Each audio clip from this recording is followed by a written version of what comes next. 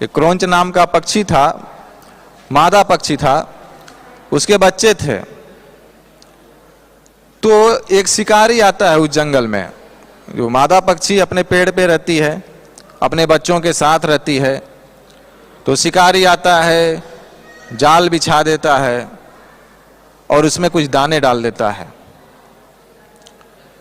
तो जो मादा पक्षी के बच्चे होते हैं, उन दानों को चुंगने के लिए वह अपने घोंसलों से नीचे आ जाते हैं। और जब नीचे आते हैं, जैसे ही जाल के पास पहुंचते हैं, उस जाल में फंस जाते हैं।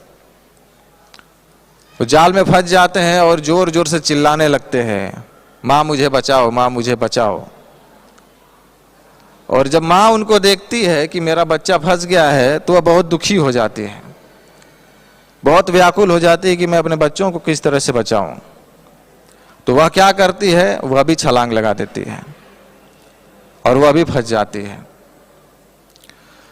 फिर माँ भी फंस जाती है, उसके बच्चे भी फंस जाते हैं। फिर उनका पति आता है, वह देखता है कि अरे मेरी पत्नी भी फंस गई है, मेरा बच्चा भी फंस गया है इस जाल में, अभी क्या करना चाहिए।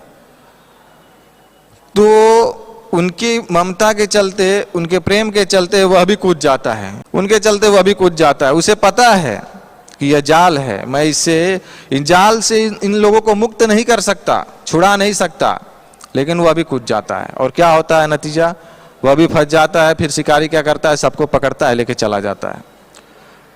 तो प्रभुपाद समझाते हैं कि हम किसी को भी इस जगत में मृत्यु से बचा नहीं सकते, मरने से बचा नहीं सकते। हम क्या कर सकते हैं, उन्हें भगवान से जोड़ सकते हैं। सच्चा जो प्रचार है, सच्चा जो ज्ञान हम दे सकते हैं उन्हें, कि तुम कृष्ण की संतान हो और कृष्ण की शरण में जाओ, कृष्ण की भक्ति करो।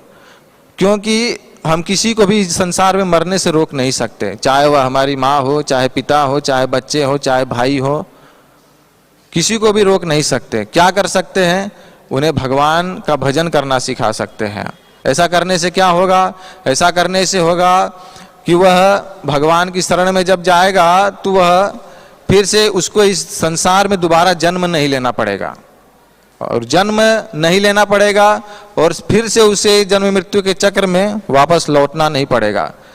तो प्रभुपाद जी समझाते हैं कि चलो बच्चे फंस गए, पत्नी भी फंस गई, सब फंस गए, तो आपको फंसने की जरूरत नहीं है। निकलिए, जंगल में जाइए या इस्कॉन में आ जाइए, माला पकड़िए, हरे कृष्णा महामंत्र जप कीजिए।